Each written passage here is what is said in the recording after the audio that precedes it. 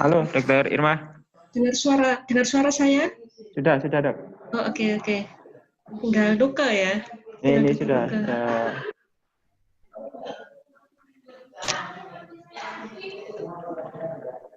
Halo, Dokter Nuko.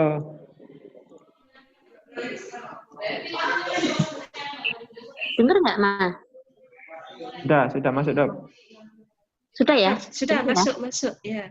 Oke. Sudah masuk. Ini sudah banyak yang menunggu, Dok. Saya buka kalau gitu. Oke. Ya. Sudah? Nah, saya buka.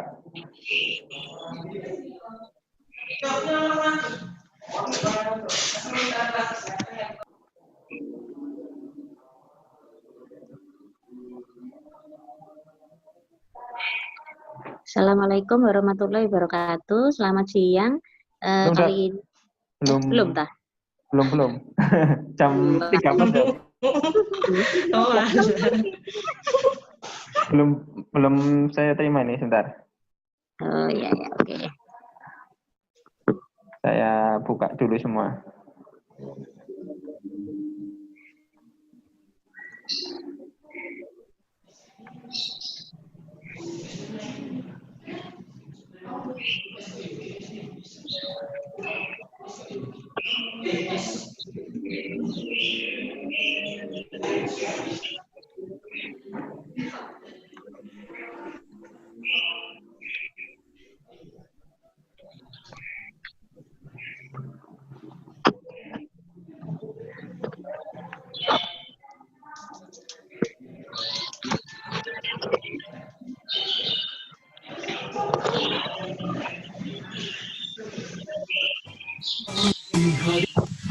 Panggilan jiwa mengabdi untuk sesama, melayani sepenuh hati, berbagi kasih di penjuru negeri. Kami datang membawa harapan, berjuang demi kemanusiaan, berbekal iman pada pemilik kehidupan, agar dunia berlimpah kebahagiaan.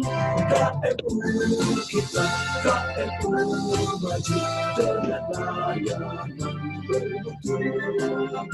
KMU kita, KMU jaya, siap sigap tanggap menebar cinta.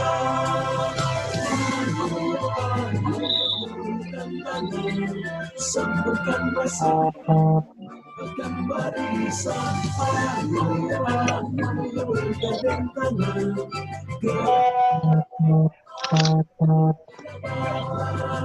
KMU kita, KMU maju dengan layanan bermutu. KMU kita, KMU jaya, siap sigap tanggap menebar cinta.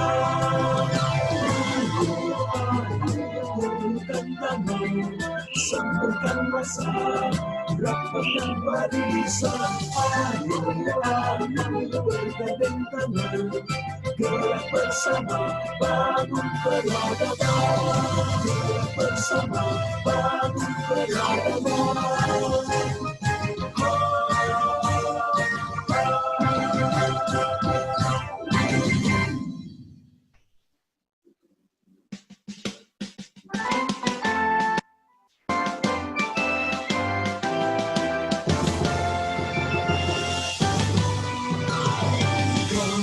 Hadir karena panggilan jiwa mengabdi untuk sesama, melayani sepenuh hati, berbagi kasih di penjuru negeri.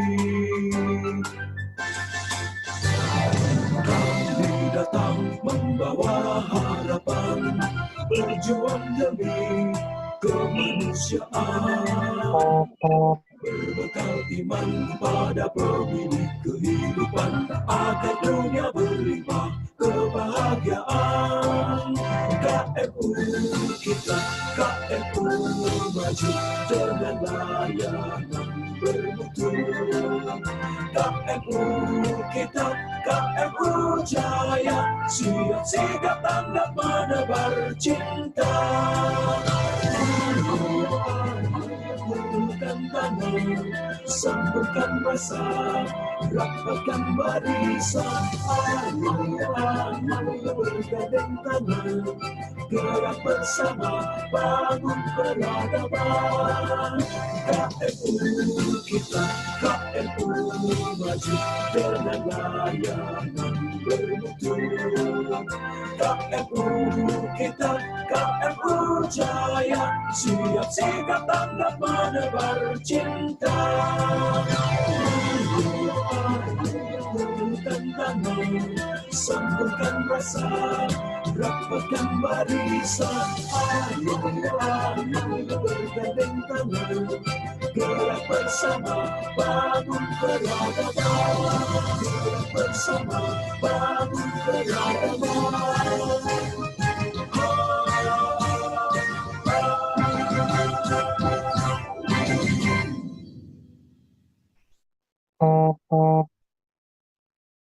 Assalamualaikum warahmatullahi wabarakatuh. Selamat siang bagi yang sudah bergabung di KMU Edu Online Course. Kali ini kami akan membahas mengenai step by step irrigation and aspiration. Kepada Dr. Irma, waktu dipersilahkan.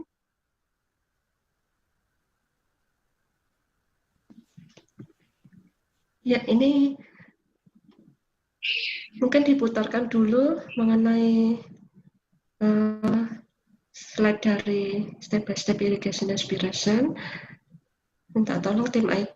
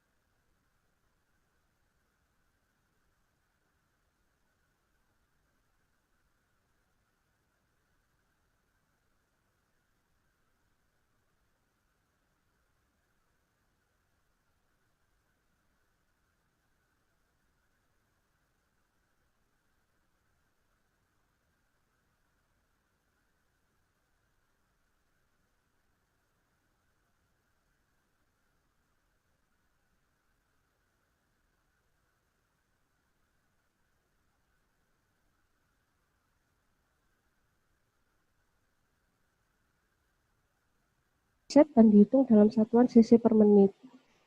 Beda sistem peristaltik, sistem mesin dengan peristaltik maupun venturi. Jadi contohnya kalau mesin yang sistem peristaltik itu bisa Loret, bisa Infinity, Centurion. Terus untuk yang mesin sistem venturi itu contohnya bisa pakai Amo atau Bose & Lomb. Jadi bedanya pada sistem mesin yang sistem venturi, vakum dan AFR ini tidak bisa disetting secara terpisah. Jadi ketika vakum naik, maka AFR secara otomatis akan naik. Sehingga inilah yang membuat rise time-nya lebih pendek. Sehingga kalau kita tidak sengaja mencubit kapsul posterior atau spider sign, kalau sistem mesin kita venturi, itu biasanya lebih kebablasan terjadi PCR karena kita belum sempat mengangkat kaki kita dari pedal 2 ke 1, belum sempat menendang kaki kita ke arah lateral kiri, sudah kemakan. Beda dengan sistem peristaltik. Kalau sistem peristaltik, vakum dan AFR bisa disetting secara terpisah. Jadi ketika vakum naik, AFR 2 menit. Bisa di AFR tidak secara otomatis akan naik, sehingga rise time-nya lebih panjang, memberi kesempatan kita untuk lebih aman. Slide. Ini tadi sudah dijelaskannya, ada 2 teknik, bisa dilihat lebih aman yang tangensial daripada radial, di mana ini radial lebih beresiko terhadap distorsi kapsul posterior. Slide. Ini keuntungan dari sistem tangensial, lebih singkat, cairannya juga lebih sedikit yang dibutuhkan dan mengurangi resiko edem kornea. Slide. Ini hanya tekniknya saja secara skematis. Ambil kortek yang di bawah kapsul anterior, tarik dengan arah melingkar, makan di tengah. Slide. Ini tadi bimanual IA, ada 2 kanul, irigasi aspirasi bisa dibolak-balik, tergantung di mana letak dari kortek yang akan diambil. Slide. Jadi kesimpulannya untuk Bepo beginner bimanual itu lebih mudah dan lebih aman. Yang lebih direkomendasikan adalah tangensial daripada radial. IA kortek untuk makanya bawa ke tengah dulu, baru injak pedal kita dalam, makan di tengah, dan lubang IAT baru selalu menghadap ke atas. Slide. Ya, ini tadi spider sign tadi. Slide. Ini contoh settingan IA, tapi ini bukan harga mutlak.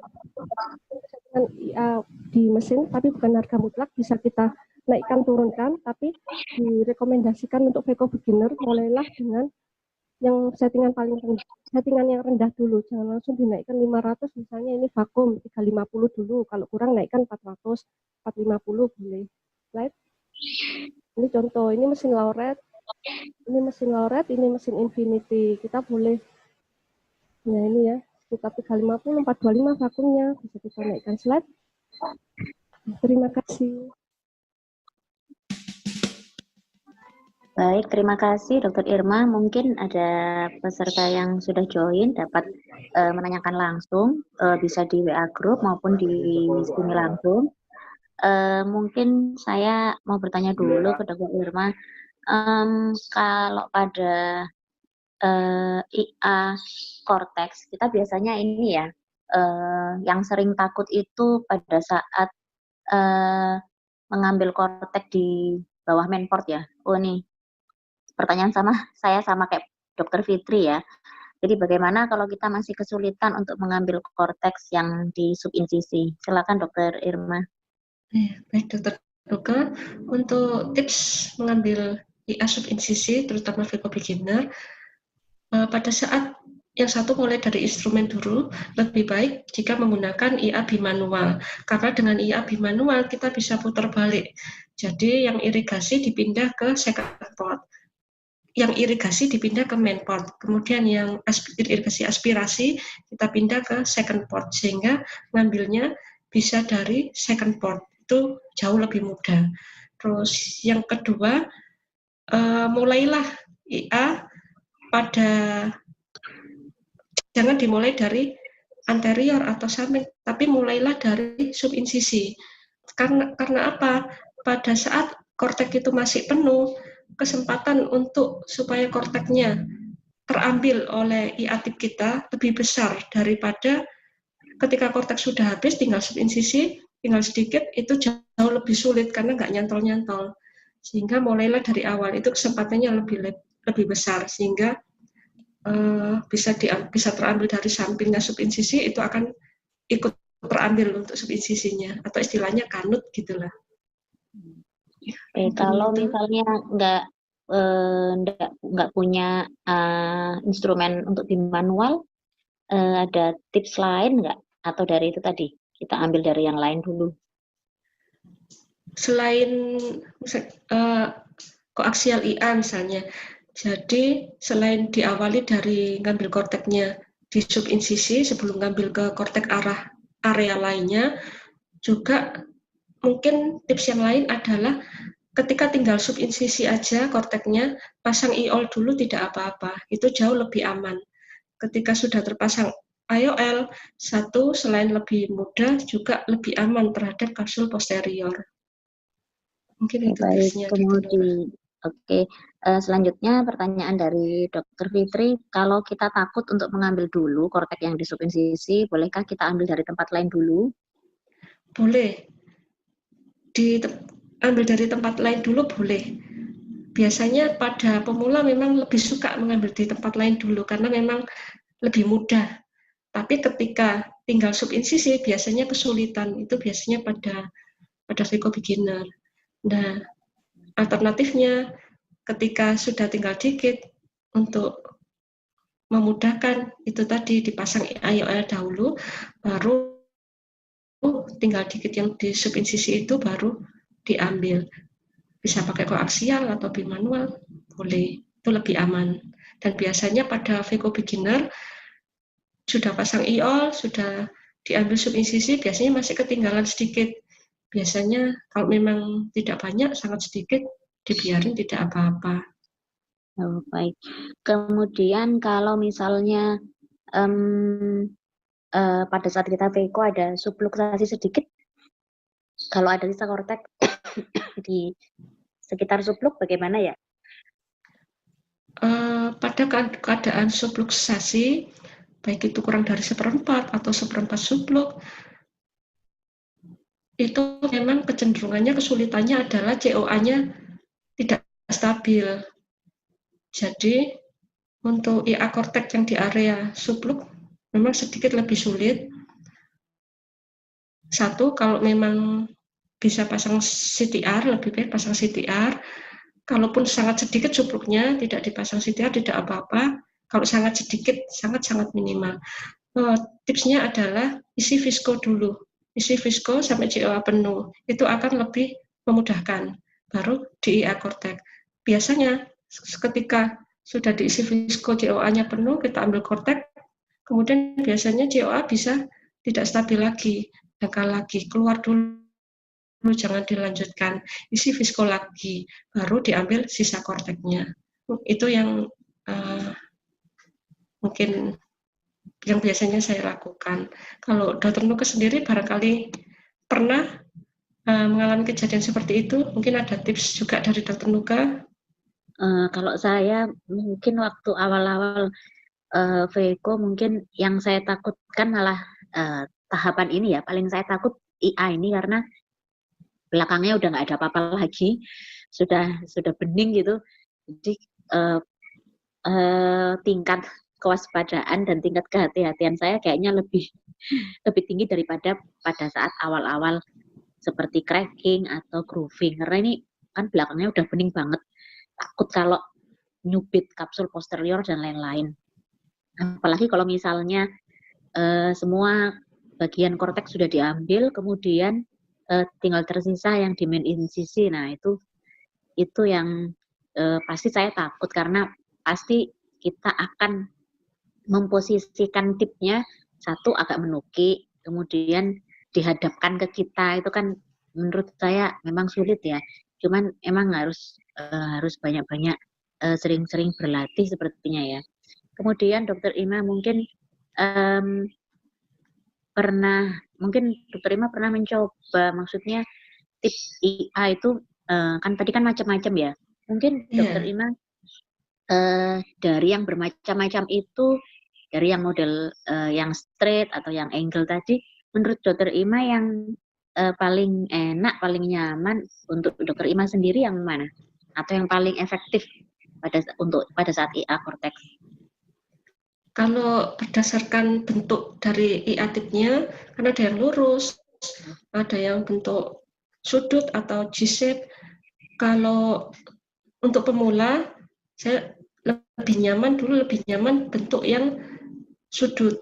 Kenapa? Karena untuk mengambil IA Cortex di bawah kapsul anterior, kita tidak perlu terlalu menukik, lebih mudah. Kemudian kalau berdasarkan jenis bahan dari IA-tipnya sendiri, karena ada yang metal, silikon, sama yang terbaru kan polimer IA-tip. Yang jauh lebih aman adalah polimer IA-tip. Cuma yang sering kita pakai adalah yang silikon. Silikon jauh lebih bagus daripada metal. Untuk pemula hati-hati kalau pakai metal, karena metal itu ujungnya tajam. Sehingga ketika mengenai kapsul posterior itu mudah menyebabkan robekan kapsul posterior. Jadi lebih aman untuk yang silikon.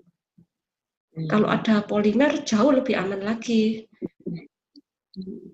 Baik, kemudian ada pertanyaan selanjutnya dari Dr. Fitri, adakah tips and trick untuk latihan di rumah tentang cara memegang tip IA, terutama untuk mengambil di daerah sisi kanan untuk right-handed, karena seringkali kehilangan visualisasi dan mendorong bola mata. Iya, jadi pada Vico beginner itu sangat penting sekali untuk tangan kita koordinasi. Kan Vico itu kan bukan hanya koordinasi tangan, tapi kaki juga, mata, telinga. Di Vico itu telinga juga main. Terus untuk latihannya, kita latihan, jadi IA-tip itu kita ibaratkan seperti pensil. Jadi kita sudah biasa memegang pensil. Nah, jadi kita latihannya bisa pakai pensil, kemudian latihan dengan cara kita bikin luwes tangannya. Usahakan pada saat latihan, lengan kita tidak bergerak. Jadi yang bergerak hanya jari-jari kita. Jadi latihan untuk supaya jari-jari kita lentur dengan berbagai arah. Dengan lentur diputar tangan kita, jari kita bisa main, tapi tanpa menggerakkan lengan kita. Karena yang sering pada Vico beginner itu lengannya ikut bergerak, sehingga gerakannya menjadi tidak terkontrol. Ini dari Dr. Fitri, mungkin bisa diperagakan cara muter tip IA-nya bagaimana? Mungkin di dekat Dokter Ima ada pulpen. Oke. Jadi kalau ini ibaratnya IA-tip, jadi seperti kita memegang pensil atau pulpen, seperti kita gerakan menulis. Nah, jadi usahakan lengan kita tetap di tempat, jadi tidak ikut bergerak. Yang bergerak adalah jari-jari kita. Nah, kita latihan bagaimana kita memutar pensil ini ke kanan, ke kiri, akan agak menukik. Jadi yang gerak hanyalah tetap jari-jari kita, tanpa menggerakkan lengan.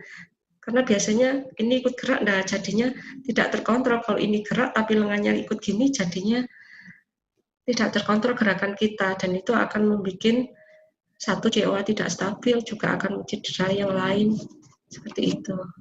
Iya.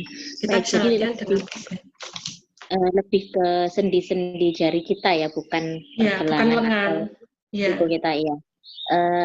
Mungkin ada masukan dari yang lain, Dokter Fitri, kalau mau memberi masukan, monggo dok.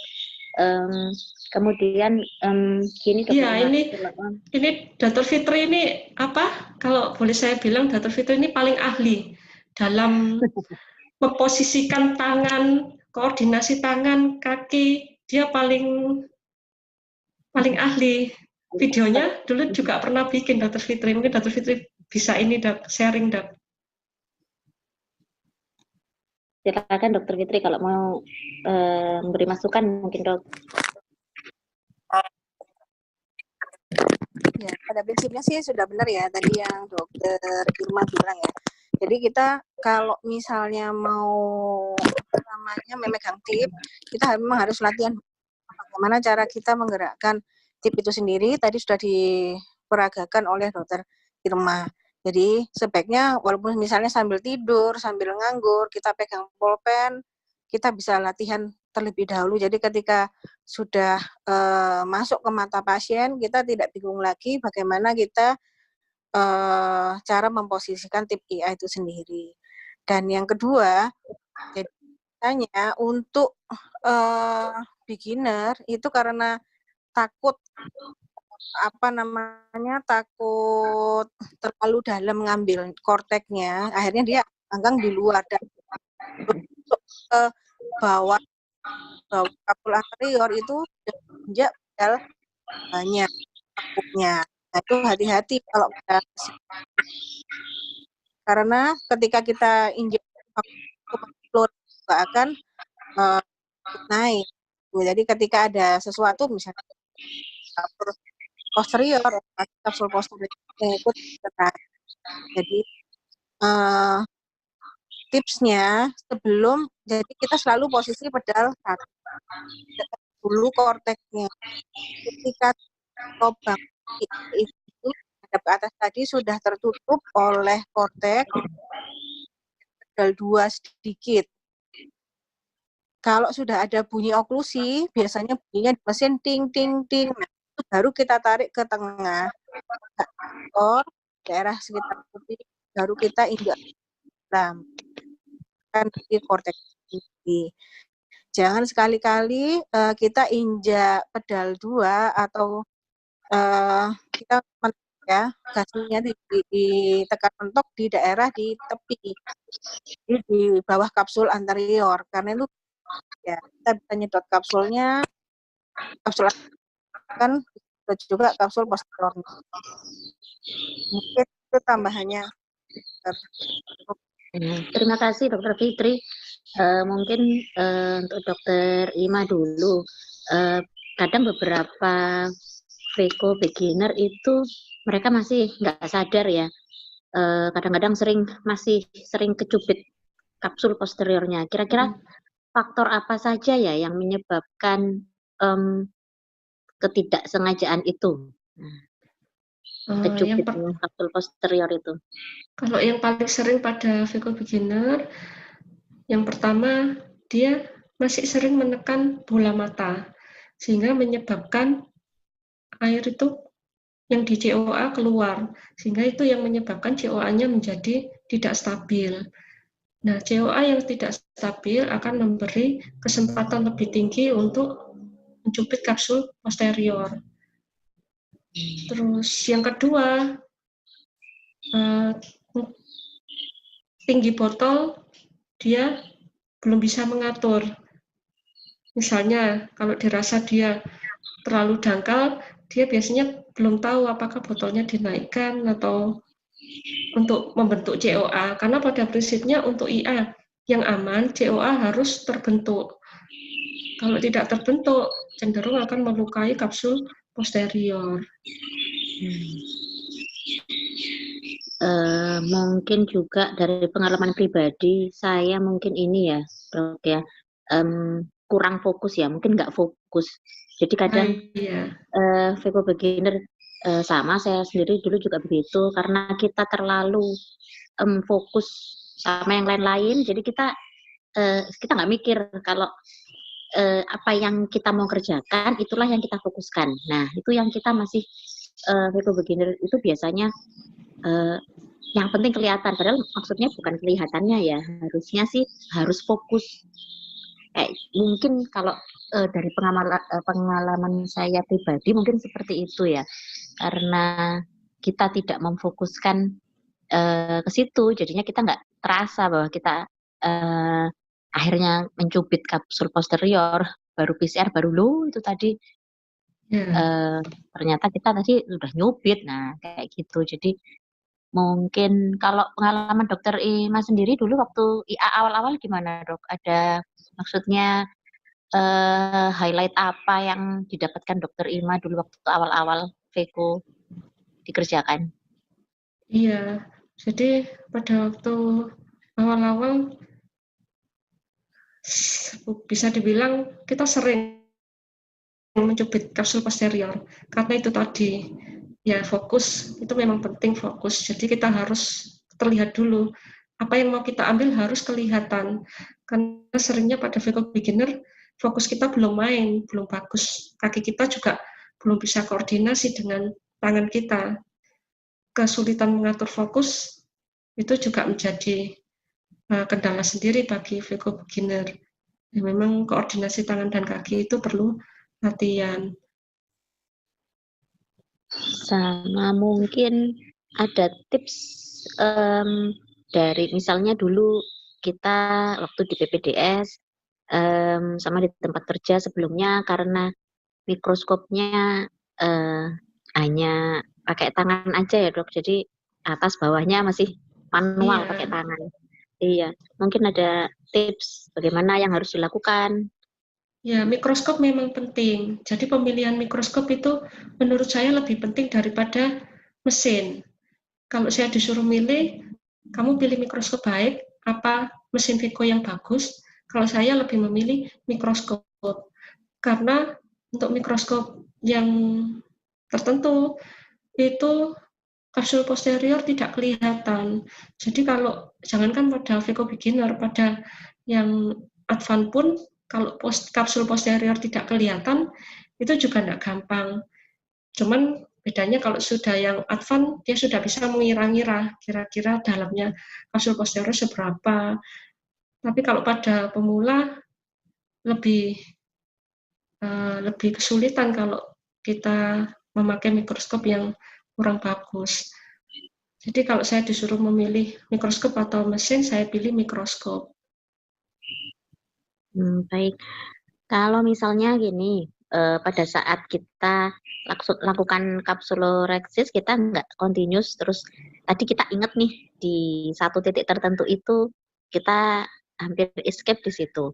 Kita nggak tahu tuh ke belakang aman apa enggak, tapi pada saat sampai makan nukleusnya, pada saat IA korteksnya, kita sepertinya aman, cuman tinggal sisa yang di dekat yang hampir robekan tadi. Itu gimana ya? Maksudnya korteksnya apa? Kita biarkan aja atau tetap kita ambil atau bagaimana? Kalau korteks itu cukup signifikan, sebaiknya diambil. Cuman kembali lagi ke fokus, kita harus bisa membedakan itu kapsul ataukah korteks. Kemudian yang kedua, pada kasus seperti itu, setelan mesin, settingannya harus diturunkan semua. Terus, karena kalau setelannya tetap tinggi, misalnya botolnya juga tetap tinggi, maka itu akan bisa memicu robekan lebih luas. Jadi selain pengaturan mesin, pada kasus seperti itu, juga untuk tipsnya fokus. Jadi kita harus fokus, ketika sudah bisa dibedakan, baru kita ambil korteknya. Itu kalau sisa korteknya signifikan. Tapi kalau tidak signifikan, sedikit, kalau mau ditinggalkan, karena takut juga tidak apa-apa.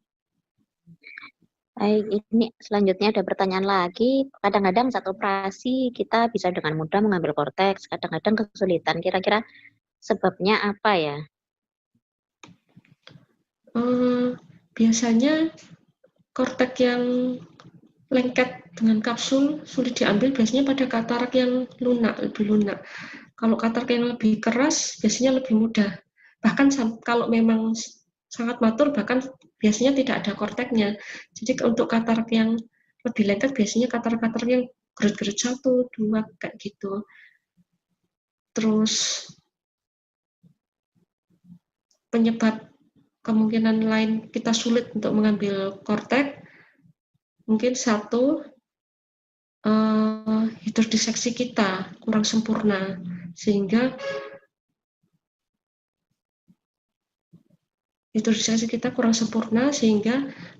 kurang terlepas antara nukleus kortek itu, sehingga lebih kesulitan pada waktu IA. Tapi kalau hidrodiseksi kita sempurna, biasanya lebih mudah. Nah, baik, ini ada pertanyaan selanjutnya. Kalau masih ada epinukleus, adakah tips untuk memudahkan IA korteksnya?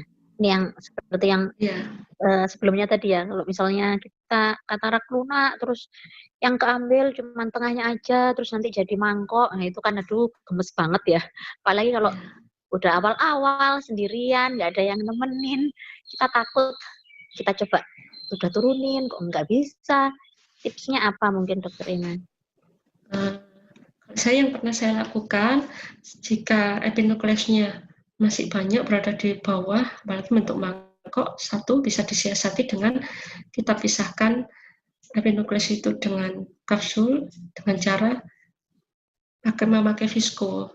Jadi pakai visko diinjekkan di bawahnya sehingga epinukleusnya bisa naik baru diambil. Atau bisa juga dengan tetap kita memakai Vekotip, bukan IA-tip, Vekotip, tapi settingannya di setting IA. Itu lebih aman. Jadi settingnya bukan setting epinukleus, tapi saya setting IA. Itu mungkin lebih aman. Terus mungkin cara yang ketiga, kita pakai settingan IA, juga memakai IA-tip juga. Tapi itu agak lama dan perlu second instrumen untuk memasukkan ke lubang IA-tip. Itu. Kalau Baik, berarti kalau Dr. Lukas sendiri, kalau saya mungkin mungkin ada pengalaman. kalau saya mungkin sama, jadi coba dulu yang pakai Vekotip dengan tapi diturunin ya ininya parameternya. Kalau misalnya saya tetap takut dan nggak keambil juga, saya coba dengan visko diseksi yang seperti Dokter Ima tadi bilang. Jadi kita isi dengan visko antara kapsul anterior dan korteksnya, kita arahkan ke yang masih ada ininya, korteksnya. Jadi dia harapannya supaya korteks yang di situ ngangkat. Nah, kalau sudah ngangkat dari belakangnya akan lebih mudah kita ambil. Cuman beberapa kali, terutama pasien yang lebih muda ya, memang itu agak sulit. Jadi ya memang dibutuhkan ekstra kesabaran dan mungkin ya memang perlu banyak-banyak berlatih dan jam terbang lebih banyak mungkin ya. Mungkin dari Dokter Fitri sendiri ada pengalaman dan masukan, Dok?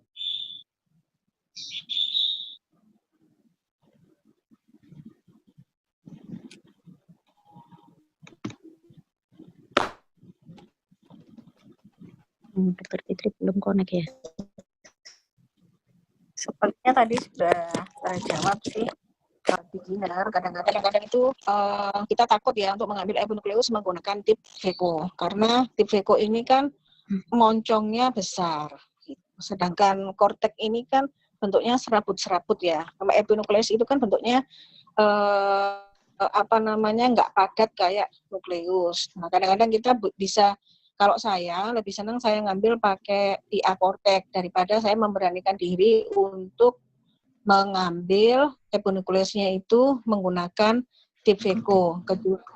Epinukleusnya ini masih agak tebal, masih agak padat. Tapi kalau tinggal cuma selapis satu lembar, lebih aman sih menggunakan settingan IA kortek. Nah, gimana cara ngambil epinukleusnya? Jadi kortek ini kita ambil 360 derajat dulu. Caranya kita dekatkan tip IA-nya ke arah kortek, kemudian kita tempelkan di bawah kortek bagian sisi anterior. Ketika sudah oklusi, sudah kepegang, kita tarik sedikit korteknya ke arah pupil, tetapi tidak dimakan, tidak dihabiskan korteknya. Jadi ditarik ke tengah, kemudian kita lepas, kita geser ke sebelahnya, ambil kortek lagi, jangan sampai korteknya kemakan.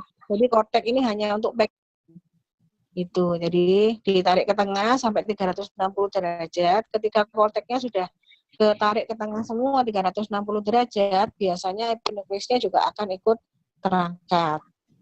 Mungkin itu yang pertama. Yang kedua, bisa juga dengan menggunakan viskodiseksi. Itu. Nah, biasanya epinukleus ini terbentuk kalau kita melakukan hidrodelineasi. Itu. Jadi kalau saya pribadi memang saya nggak begitu suka melakukan hidrodeliniasi karena kesulitan untuk mengambil epinukleus itu lebih sulit daripada kita mengambil korteknya. Jadi yang wajib untuk VQ beginner adalah hidrodiseksinya harus sempurna. Karena kalau kita tidak sempurna, ketika kita akan mengambil korteknya juga akan kesulitan karena masih banyak yang lengket antara kortek dengan kapsul stereo. Mungkin itu, Dr. Ima dan Dr. Nuka.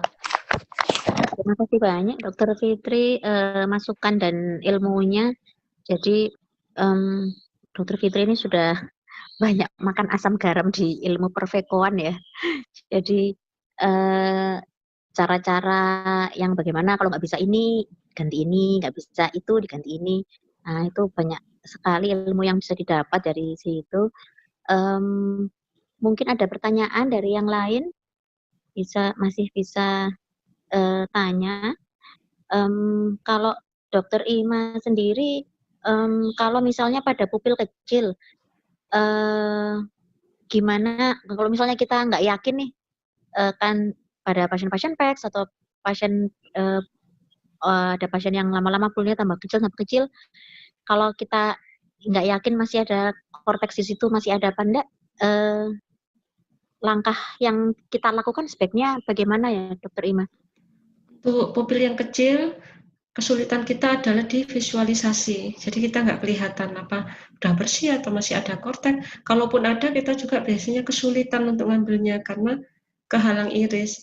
Jadi mungkin tipsnya adalah satu, kita pakai second instrument. Kita pakai spatula atau lewat second port, kita sibak irisnya, kemudian dari main port kita irigasi. Jadi kedua tangan main, satu megang, satu untuk membuka irisnya dari second port, satunya mengambil korteknya. Terus mungkin cara yang lain adalah bisa dengan memakai IA tip tapi settingan polis, itu lebih aman.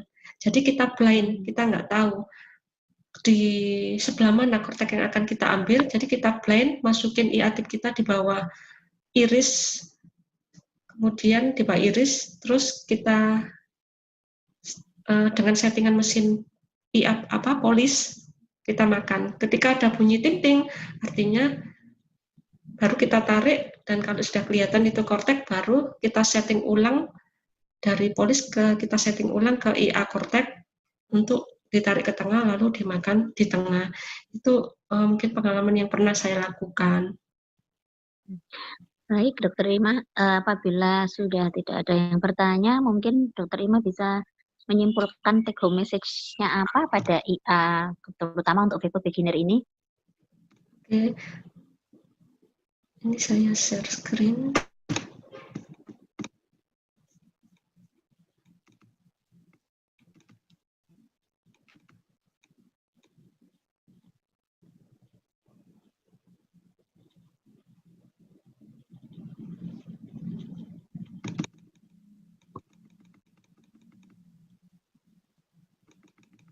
Ya, mungkin take home message-nya adalah